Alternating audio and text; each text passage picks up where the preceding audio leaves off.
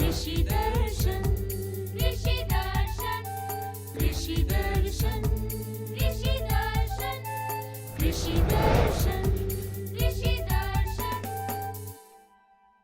जोहार जोहार। कृषि दर्शन कार्यक्रम में आप सभी का तहे दिल से हम स्वागत करते हैं। किसान भाई देखो रोड मन खातिर हमरे मन बढ़िया बढ़िया जानकारी लेके रोड मन कर विशेष कार्यक्रम कृषि दर्शन में हाजिर ही। रोड मन कर हम जतरू भाई और हमारे संगे हैं रुमकी। एकदम तो आओ हमरे मन कर जे बढ़िया वाला कार्यक्रम बढ़िया बढ़िया जानकारी वाला कार्यक्रम सबसे पहले देखती कृषि समाचार। जी हाँ, नमस्कार। कृषि समाचार में आपका स्वागत है। आपके साथ मैं हूं सबा। आइए देखते हैं आज कृषि समाचार में क्या है खास। नामकुम स्थित प्रखंड उद्यान नर्सरी में है प्रशिक्षण की सुविधा। बैंगन के बेहतर उत्पादन के लिए चुने संकर किस्म। एक मुलाकात सफल किसान के साथ। और अब समाचार विस्तार से। रांची में नामकुम प्रखंड स्थित प्रखंड उद्यान नर्सरी में डेंड्रोबियम फूल के प्रशिक्षण के लिए पुष्प उत्पादन का रखरखाव, संचालन एवं प्रबंधन के संबंध में किसानों तथा सरकारी और गैर सरकारी संस्थानों को प्रशिक्षण देने की व्यवस्था की गई है। साथ ही साथ विपणन एवं विकसित की गई नवीनतम तकनीकों को राज्य में बढ़ावा देने के लिए इस केंद्र की स्थापना की गई है। राज्य के किसान इस केंद्र से संपर्क करके लाभ उठा सकते हैं। किसी भी फसल में अगर पीला मोज़ेक रोग लग जाए तो ये पूरी फसल को बर्बाद कर देता है। ये बहुत तेजी से फैलने वाला विषाणु जनित रोग है। किसान इसके नियंत्रण के लिए 1 मिलीलीटर मेटासिस्टॉक्स नामक दवा प्रति लीटर पानी की दर से घोल बनाकर फसल पर छिड़काव करें। पीला मोज़ेक एक विषाणु रोग है जिसको वायरल डिजीज कहते हैं। तो उससे बचने के लिए किसान भाइयों को सलाह दी जाती है जब खेत में सबसे पहले ये रोग 1 या 2 गाछ में 1 या 2 पौधा में लगता है, तुरंत पौधा को उखाड़ करके जला देना चाहिए। यदि आप तुरंत पौधा को उखाड़ के नहीं जलाएंगे तो ये रोग बहुत जल्दी फैलती है और देखते ही देखते 1 सप्ताह के अंदर में एकड़ ज़मीन का पत्ता पीला हो जाता है। तो हम किसान भाइयों को सलाह देंगे जो नज़र आते ही ये पीला पत्ता नज़र आते ही, पीला मोज़ेक नज़र आते ही उसमें मेटासिस्टॉक्स कीटनाशक दवा 1 ml प्रति लीटर पानी में घोलकर छिड़काव करें। जो किसान सब्जी फसल बैंगन की खेती करना चाहते हैं वो इस फसल से बेहतर उपज प्राप्त करने के लिए बैंगन की संकर किस्में स्वर्ण शक्ति, विजय या स्वर्ण संपदा 6 लगाएं। इसकी उपज क्षमता 600 क्विंटल प्रति हेक्टेयर है। बैगन की खेती के लिए दोमट या बलुई दोमट मिट्टी वाले खेत का चयन करें। बुआई के लिए संकर किस्मों के बीज 200 ग्राम प्रति हेक्टेयर की दर से उपयोग करें। इसमें पौधों के बीच 60 गुणा 60 सेंटीमीटर की दूरी रखें। अच्छी उपज पाने के लिए झारखंड की मिट्टी में मौसम के अनुकूल बैगन की संकर किस्मों में स्वर्ण शक्ति, विद्या या स्वर्ण संपदा 6 लगाएं। इनकी उपज क्षमता 600 क्विंटल प्रति हेक्टेयर है। लाह उत्पादन के मामले में झारखंड देश का सबसे बड़ा उत्पादक राज्य है। लाह की खेती में टहनियों से लाह छुड़ाना सबसे मशक्कत भरा काम है। किसान भाई इस काम को आसानी से संपन्न करने के लिए दाव एवं दावली का उपयोग कर सकते हैं। इसकी कार्यक्षमता 8 किलोग्राम प्रतिदिन है। खेती बाड़ी के काम में वक्त हमेशा आपके अनुकूल नहीं होता है। एक किसान है जो प्रतिकूलता को अनुकूल बनाने वाली हुनर की वजह से ही कामयाब है। कभी मौसम तो कभी कीट मकोड़े, कभी रोग व्याधि तो कभी आर्थिक तंगी किसानों के सामने विपरीत परिस्थितियां पैदा कर देती है। जो किसान धैर्य, सूझबूझ और अपने अनुभव के साथ प्रतिकूलता का सामना करता है वे इसका हल निकालने में भी कामयाब होता है। आइए मिलते हैं एक ऐसे ही किसान से। NHM के तहत उसके ज़रिए हम राजस्थान गए ट्रेनिंग के लिए, सब्जी खेती के लिए। वहाँ जाने के बाद हमको वहीं मिले दिनेश जी, उनसे प्रेरणा मिली कि ड्रिप लगाओ, मल्चिंग करो और खेती करो। उससे हमको पहले 50,000 का मुनाफा होता था एकड़ में, अब 2 से 2.5 लाख रुपया, 3 लाख रुपया। और अब एक नज़र राज्य के 5 प्रमुख शहरों के मौसम के मिजाज पर।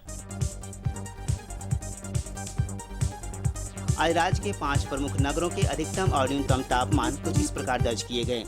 रांची का अधिकतम तापमान 33 डिग्री सेल्सियस और न्यूनतम 19 डिग्री सेल्सियस। जमशेदपुर का अधिकतम तापमान 38 डिग्री सेल्सियस और न्यूनतम 23 डिग्री सेल्सियस। मेदिनीनगर का अधिकतम तापमान 37 डिग्री सेल्सियस और न्यूनतम 26 डिग्री सेल्सियस। देवघर का अधिकतम तापमान 35 डिग्री सेल्सियस और न्यूनतम 20 डिग्री सेल्सियस। वहीं धनबाद का अधिकतम तापमान 36 डिग्री सेल्सियस और न्यूनतम 21 डिग्री सेल्सियस दर्ज किया गया।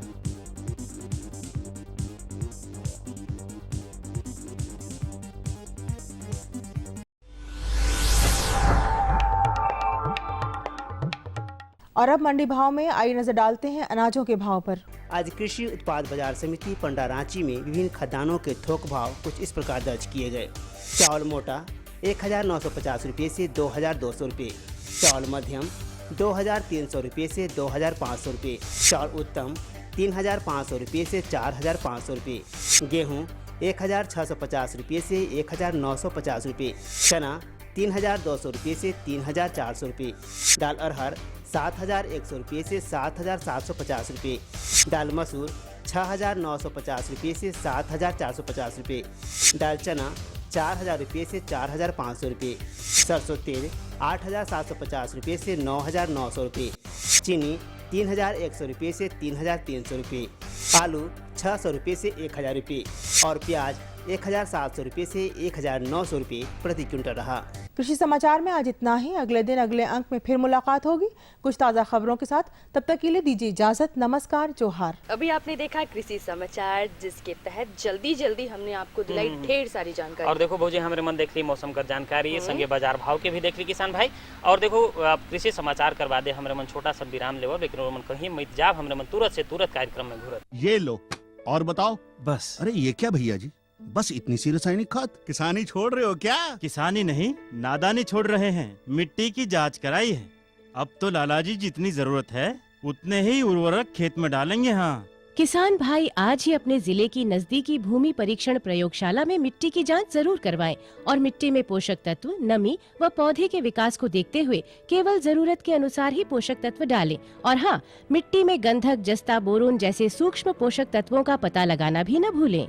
उर्वरक और जैविक खाद के सही उपयोग से भूमि का उपजाऊपन बनाए रखें, उत्पादकता बढ़ाएं, खर्चा घटाएं और बहुमूल्य विदेशी मुद्रा बचाने में भी सहयोग दें। और हाँ, धीमी गति से नाइट्रोजन उपलब्ध कराने वाले उर्वरकों जैसे नीम लेपित यूरिया को प्राथमिकता दें और यूरिया का पत्तों पर छिड़काव करें। अरे वाह, तू तो सचमुच समझदार हो गया रे। अधिक जानकारी के लिए संपर्क करें जिला कृषि अधिकारी या किसान कॉल सेंटर।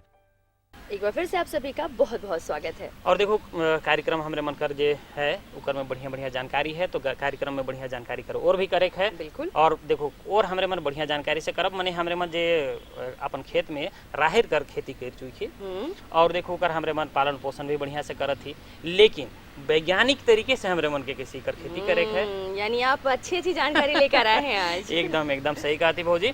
और देखो किसान भाई, हमरे मन के जानकारी होना बहुत जरूरी है कि अपन जे राहेर कर खेती है उकर वैज्ञानिक तरीके से हमरे मन कैसे पालन पोषण कर सकेला। बिल्कुल, और कैसे देख रेख करना, सब कुछ आज हम आपको ये जानकारी दिलाने वाले हैं। और हमारे संगे हैं हमरे मन कर संगे हैं परवेज आलम जी, और इनका से हमरे मन भेंट करे थी और जानकारी लेवत थी। किसान भाइयों नमस्कार। किसान भाइयों, आज हम आपसे चर्चा करेंगे अरहर की वैज्ञानिक देखभाल के बारे में। जो भी हमारे किसान भाई अभी जो अरहर की फसल लगाए होंगे, उनकी फसल की अवस्था क्या है? देखिए, अभी जो है अरहर जो किसान भाई समय से लगाए होंगे तो वो करीब अब पकने के कगार पे आ चुकी होगी, है ना। यानी कि उसमें पॉड फॉर्मेशन का जो प्रक्रिया है वो पूरा हो गया होगा। और यदि जो किसान भाई देर से लगाए होंगे तो उसमें फली आने की जो प्रक्रिया है वो अभी प्रारंभ नहीं हुई होगी। तो दोनों के कंडीशन में हम अलग अलग तरीके से देखभाल किसान भाई को समझाना चाहेंगे आपके माध्यम से।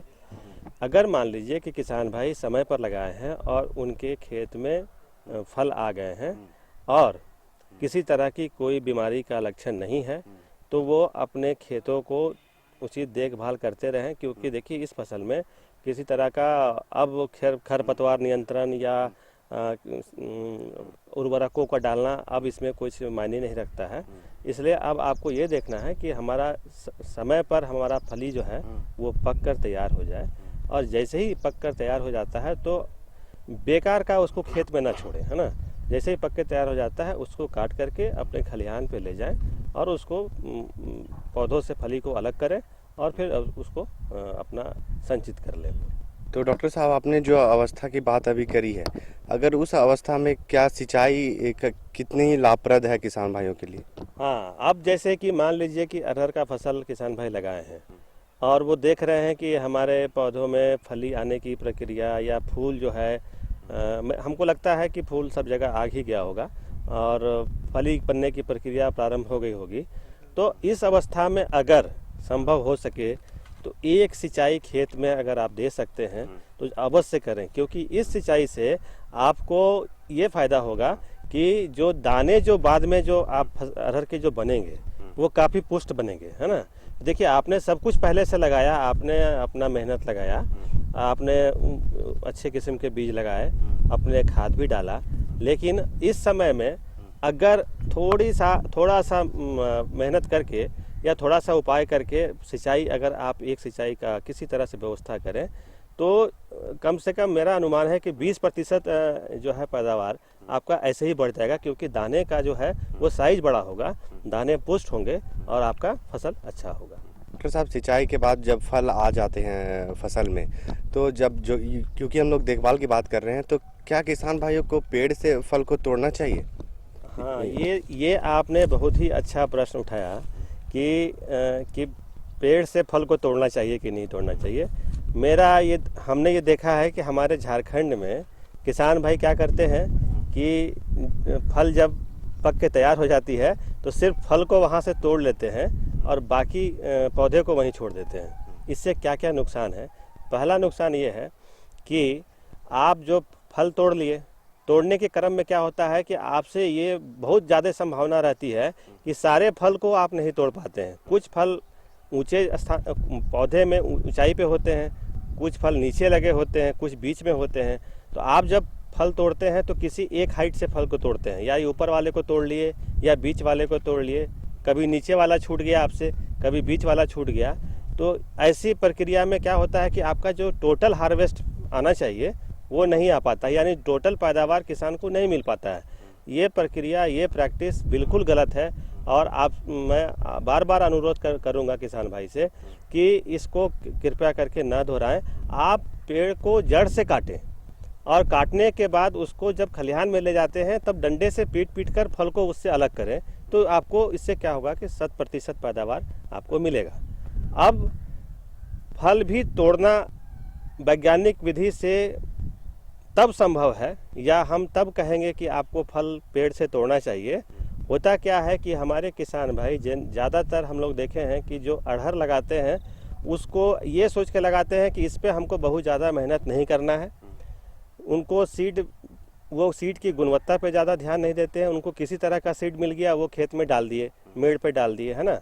तो क्या होता है कि जो उनका लोकल वैरायटी है, अगर किसी खास प्रभेद को वो नहीं लगाए हैं, लोकल वैरायटी है, और जब उस तरह के मिक्सचर सीड को, यानी तरह तरह के उसमें वैरायटी के सीड मिले हुए हैं, और जब आप खेत में लगा दिए तो क्या होगा, जो जल्दी पकने वाली फसल का जो वैरायटी है उसका फल पहले आएगा और वो पहले पक जाएगा, और जो देर से पकने वाली वैरायटी है उसका फल बाद में आएगा और वो देर से पकेगा।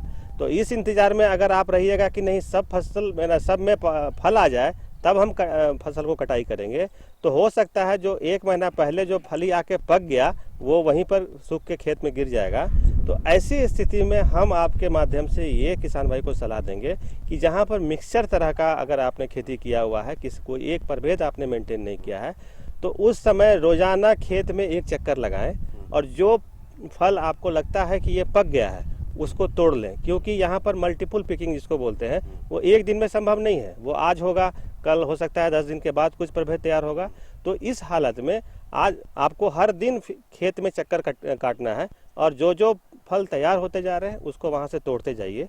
तो सिर्फ इसी हालत में आप फल को पौधों से तोड़ेंगे, अन्यथा जो मैंने शुरू में बताया कि वैज्ञानिक विधि कि आप उसको काट के अपने खलिहान में डंडे से पीट पीट के अलग करें। ये तभी संभव है जब आप किसी खास एक प्रभेद का बुआई करेंगे। किसान भाई, अगर आप फल से तोड़ते हैं पेड़ से तो आपको सिर्फ नुकसान ही होता है, लाभ कुछ नहीं होता।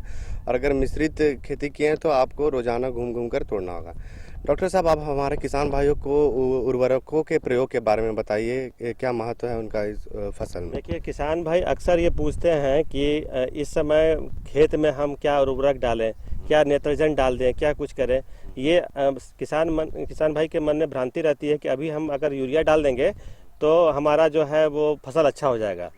अरहर के केस में ऐसा नहीं होता है। अभी आपको किसी तरह का कोई भी खाद आपको खेत में नहीं डालना है, चाहे वो यूरिया हो, चाहे वो फॉस्फेट हो, चाहे वो लाल खाद हो। इस चीज़ का जरूर ध्यान रखिए, क्योंकि ये सिर्फ और सिर्फ आपके पैसे की बर्बादी है और इससे आपको हासिल कुछ नहीं होने जा रहा है। इसलिए आप ध्यान रखिए कि इस समय कोई इस तरह का खाद आप खेत में नहीं डालेंगे। सर, अब हमारे किसान भाइयों को जाते जाते बताइए कि वैज्ञानिक देखभाल ये अपने फसल की किस तरह से करें? देखिए, अभी क्या है, जो अभी हम बात कर रहे थे फल की, अभी क्या होता है कि अभी फल में एक कीड़ा लगता है, फल छेदक जिसको बोलते हैं। ये कीड़ा लगने से आपका क्या करेगा, ये फली के अंदर घुस जाएगा, दाना को पूरा खा जाएगा और खखड़ी आपको मिलेगा। तो अगर आपको दिखता है कि फली छेदक हमारे फल में खेतों में लग रहा है, एक दवा जो है वो मैं बता रहा हूँ, इंडेक्सोकार्प, है ना। इंडेक्सोकार्प 1.5 मिलीलीटर प्रति लीटर पानी में इसको मिला करके अभी आप तुरंत छिड़काव करिए। इंडेक्सोकार्प 1.5 मिलीलीटर पर लीटर ऑफ वाटर में मिला करके आप इसको छिड़काव कीजिए। इससे क्या होगा कि इस कीड़ा से आपका रोकथाम होगा और आप ज़्यादा से ज़्यादा फसल हासिल कर सकते हैं। आपने हमारे किसान भाइयों को इतनी अच्छी जानकारी दी, इसके लिए आपका बहुत बहुत धन्यवाद। धन्यवाद। जोहार किसान भाई, एखन हमारे मन देख ली कार्यक्रम में और बढ़िया से जानकारी कर ली। डॉक्टर परवेज आलम जी हमारे मन के बता लें राहत खेती के बारे में, है नहीं? बिल्कुल, ये जानकारी तो हमने दिला दी, अभी भी एक और जानकारी देनी बाकी है, लेकिन वो जानकारी हम कैसे देते हैं आपको तो पता ही होगा। एकदम भौजी, लेकिन हमारे मन कार्यक्रम के देखा, लेकिन छोटा सा संदेश देखल पाछे।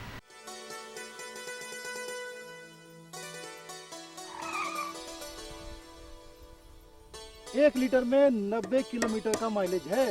वाह भैया, पेट्रोल तो बचा रहे हो, लेकिन पानी के बारे में क्या सोचा है? अरे सामू, पानी के पैसे से ही तो गाड़ी खरीदी है। क्या पानी के पैसे से? हाँ, सूक्ष्म सिंचाई अपनाकर मैंने पानी बचाया। इस विधि से सिंचाई करने से 75 से 85% तक जल की उपभोग क्षमता बढ़ गई, जिससे सिंचाई करने पर 30 से 50% तक सिंचाई जल की बचत हुई। तो क्या हम भी इसका लाभ उठा सकते हैं? राज्य के सभी किसान इसका लाभ उठा सकते हैं 90% अनुदान के साथ, और साथ में बैंक ऋण की सुविधा भी उपलब्ध है। तब तो हमारे खेतों में आएगी हरियाली और हमारे जीवन में आएगी खुशहाली। तो भाई, एक हमारे मन संदेश देख ली और संदेश कर बादे हमारे मन दूसर जानकारी लेके हाजिर है रोमन कर कार्यक्रम में। बिल्कुल, और जो दूसरी वाली जानकारी वो ये है कि मुर्गी कैसे पालते हैं। अरे वाह वाह वाह, देखो हमारे घर भौजी मुर्गी पोसे हो जाते हैं भाई। यार मुर्गी पोसे है तो हमारे मन के वो भी ग्रामीण क्षेत्र कर हैं, तो ग्रामीण क्षेत्र में कैसे मुर्गी पालन हुई, ओकर का संभावना है, सेकर जानकारी भी होना बहुत जरूरी है। तो भौजी, अगर वो तैयारी कर चुकी तो एकदम चिंता करे न के हमारे कर जे विशेषज्ञ हैं डॉक्टर आशीष चक्रवर्ती जी बढ़िया से जानकारी देवत हैं। बढ़िया से दे देंगे, एकदम दे देबे, कैसे पालना है एकदम बढ़िया से देबे भाई। आओ देखत है दर्शन कार्यक्रम में आपका स्वागत है। किसान भाइयों, जैसा कि हम जानते हैं कि हमारे झारखंड प्रदेश में फसलों के अलावा गाय पालन, मुर्गी पालन, मत्स्य पालन, ये सब सारे बड़े पैमाने पर किए जाते हैं। उनमें से एक मुर्गी पालन भी है। आज हम अपने इस अंक में आपको ये बताना चाहेंगे कि झारखंड में मुर्गी पालन की क्या संभावनाएं हैं। डॉक्टर साहब, सबसे पहले हम ये जानना चाहेंगे कि झारखंड प्रदेश में मुर्गी पालन की क्या संभावनाएं हैं। किसान भाइयों, झारखंड में मुर्गी पालन की संभावना बहुत ही ऊंचा है। इसलिए है, झारखंड ट्रेडिशनली ये राज्य जो है जिसमें मुर्गी का पालन पोषण होता है और किसान लोग मुर्गी अपना घर में पालते हैं। सिर्फ इसमें एक चीज़ का कमी रह गया, जो वैज्ञानिक तौर से कैसे मुर्गी पालन किया जाए। अगर वैज्ञानिक तौर से मुर्गी पालन करें तो ये पूरा भारतवर्ष में, पूरा कंट्री में ये मुर्गी प्रोडक्शन करके अंडे भी सेल करते, मीट भी प्रोडक्शन कर सकते। तो समेकित फार्मिंग सिस्टम में अगर मुर्गी पालन करें तो उसमें ज़्यादा संभावना दिखाई जा रहा है। डॉक्टर साहब, जैसा आपने बताया कि झारखंड प्रदेश में मुर्गी पालन की संभावनाएं बहुत हैं, तो मुर्गी पालन में भी कौन कौन सी प्रजाति जो होती हैं जो हमारे झारखंड प्रदेश में प्रदेश के लिए अनुकूल होंगे? किसान भाइयों, हमारे झारखंड प्रदेश के लिए बहुत सारे मुर्गी का प्रजाति जो आजकल मिल रहा है, जिसको हम डुअल पर्पस बर्ड करते हैं, मतलब दोनों काम के लिए, अंडे के लिए भी मांस के लिए। इसमें आप ले सकते हैं एक तो गिरिराजा, एक बनराजा, एक ग्राम प्रिया और एक झारखंड में रामकृष्ण मिशन में वो बर्ड वेराइटी बना हुआ है जिसको दिब्बान रेड आम कहते हैं। तो ये 4-5 प्रजाति जो है हमारे ये झारखंड के लिए बहुत ही उपयोगी है और इसका लगभग देसी मुर्गी जैसा दिखने में भी है, अंडे में भी है और उससे साल में कम से 200 से 220 अंडा आपको मिल सकता है। एक मैच्योर मतलब पूरा 22 मुर्गी का वजन लगभग 3 से 3.5 किलो होता है। डॉक्टर साहब, जैसा कि अभी आपने बताया कि बहुत सारे वैरायटीज़ भी होते हैं मुर्गियों में, तो जो मुर्गी का जो शुरुआती जो दौर होते हैं अंडे के बाद, तो उसमें हमारे किसान भाइयों को क्या सावधानी बरतनी चाहिए? मुर्गी पालन में सिर्फ 3 चीज़ों में आपको ध्यान देना है। एक तो इसको खान पान जी, दूसरा है इसका बीमारी का ऊपर जी, और तीसरा है इसके रहने के लिए वासस्थान जी। तो अगर 3 चीज़ में आप ध्यान देंगे तो आपको मुर्गी में सबसे ज़्यादा फायदा आपको मिलेगा। छोटी सी तौर पे आप बता दो, खान पान के लिए आपका मुर्गी पालन में 70% 70% उसका खाने में खर्चा होता है। तो खाना अगर आप समेकित फार्मिंग के सिस्टम में करें कि इंडिविजुअली करें, तो उससे समेकित फार्मिंग सिस्टम में करने से आपको कृषि ये कि दूसरा सिस्टम से आपको दाना मिल जाएगा, आधा दाना इससे आ जाएगा, तो उसमें फायदा दाना का खर्चा लगभग आधा होगा। वासस्थान का लिए कोई सोफिस्टिकेटेड वासस्थान आपका जरूरी नहीं है। इसमें सिर्फ आपके घर में जो बेम्बू से, लकड़ी से कि टीना से आप बना सकते हैं। सिर्फ ध्यान देना पड़ेगा कि दूसरा जानवर ना इसको पकड़ ले, जैसे कुत्ते बिल्ली।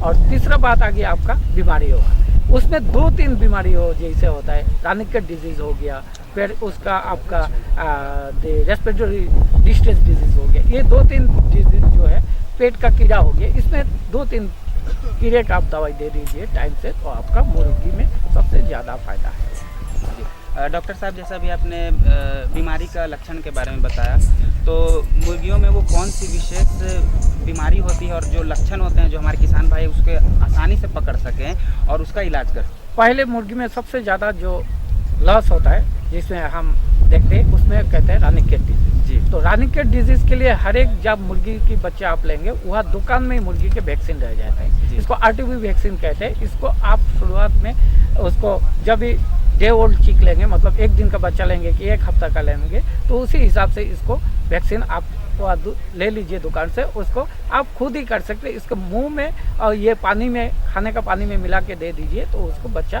वो पी जाएगा कि मुंह में लगा देने से, आँख में देने से हो जाता है। और इसको वैक्सीनेशन आप खुद ही कर सकते। वैक्सीनेशन हो गया तो आपका मुर्गी पूरा सेफ हो। दूसरा आ गया आपका पेट के कीड़े के लिए, वो भी जैसे पाइपराजिन जैसे दवाई है, जैसे ये अगर आप मिला दिए पानी में, तो पानी के साथ ये दवाई लिक्विड होता है, पी जाएंगे तो उसका पेट का कीड़े के लिए बच गया।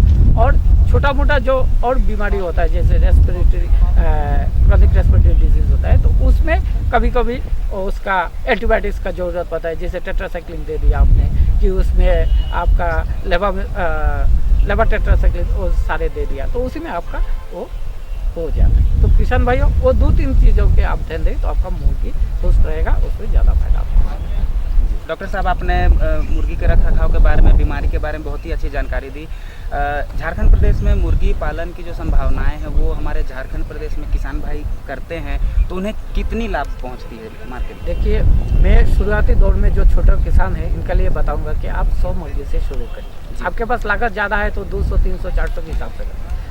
अगर हम मान लिया 100 मुर्गी का यूनिट लिया, तो 100 मुर्गी का यूनिट में 1 साल में हमें कम से कम 10 से 12,000 का फायदा हो सकता है। क्योंकि एक मुर्गी हमें अंडे के लिए रखे तो एक मुर्गी से साल में आपको 200 अंडा मिल सकता है। अगर मार्केट प्राइस आप होलसेल में भी दे कि एक मुर्गी का अंडे का दाम कम से कम 5 रुपया आता है, तो 5 गुना 200 मान लिया तो 10,000 रुपया यही बढ़ जाए। ऊपर से आपका मुर्गी जब अंडा देना खत्म हो जाता है तो अब इसको मार्केट पे आप सेल भी कर सकते हैं। तो अगर मार्केट प्राइस 100 रुपया के हिसाब से है तो उसमें आपको करीब और 5-7 हज़ार मिलेगा। खाना वाना खर्चा उर्चा मिला के आपको 5-7 हज़ार देखा जाए तो 10,000 रुपया आपको मुर्गी में बच जाता है एक साल। तो उसी हिसाब से आप लागत लगाए तो 200, 300, 500 आपकी संकुलन स्थान की संकुलन के हिसाब से आप मुर्गी पाल सकते हैं। इसके चलते हमारे आप किसान भाइयों को क्या संदेश देना चाहेंगे? मैं से 3 चीज़ों को आपको बताऊंगा ध्यान देने के लिए। एक तो आप जब मुर्गी का बच्चा लाए वो अच्छा क्वालिटी का लाइए, और आप अगर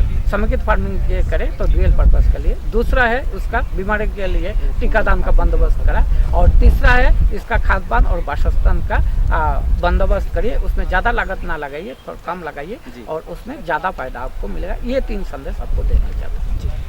डॉक्टर साहब, आप हमारे इस कार्यक्रम में आए, हमारे किसान भाइयों को इतनी अच्छी जानकारी दी, इसके लिए आपका बहुत बहुत धन्यवाद। आप जोहार। भाई आपने जैसा कहा वैसे ही पाया मैंने। आप पोस सकीला रोड़े बढ़िया पोस से। नहीं सकते, अब हम ढेर सारा पालेंगे। तो देखो पालक पोषक तो है, लेकिन उकर में बहुत सारा सावधानी भी बरते है, तो ओकर डॉक्टर साहब ने तो बता दिया। हाँ चलो चलो, एकदम बढ़िया बात है। किसान भाई रोए मन भी देख ली कार्यक्रम के। अब हमरे मन के रोए मन से विदाई कर बिलाए जाए, मन विदाई लेवे भी है। बिल्कुल बिल्कुल, जाने का वक्त आ गया। आप कुछ कर भी नहीं सकते, एकदम। लेकिन इतना कर सकते हैं कि पता बता सकते हैं। अरे वाह वाह, लगे तब रोए मन भी तैयारी कर चुकी है। हमारे भोजन रोए मन के पता बताए देते। लिख लीजिए हमारा पता है कार्यक्रम कृषि दर्शन, कृषि प्रकोष्ठ द्वारा केंद्र निदेशक, दूरदर्शन केंद्र, रातू रोड, रांची। और पिन संख्या 834001। तो हमके लागेला किसान मन एकदम खुश हो जा हो आज कर कार्यक्रम देख के, है नी? बिल्कुल। और किसान भाई हमरे मन के हिये तक हमरे कर सफर रहला करोड़ मन से। अब हमरे मन अगला हफ्ता रोड मन से जरूर भेंट करब। रोड मन के कैसन कार्यक्रम लागला रोड मन अपन सुझाव लिख भेजबे, है नी? लेकिन आज के लिए बस इतना ही। हम दोनों को दीजिए इजाजत। जोहार।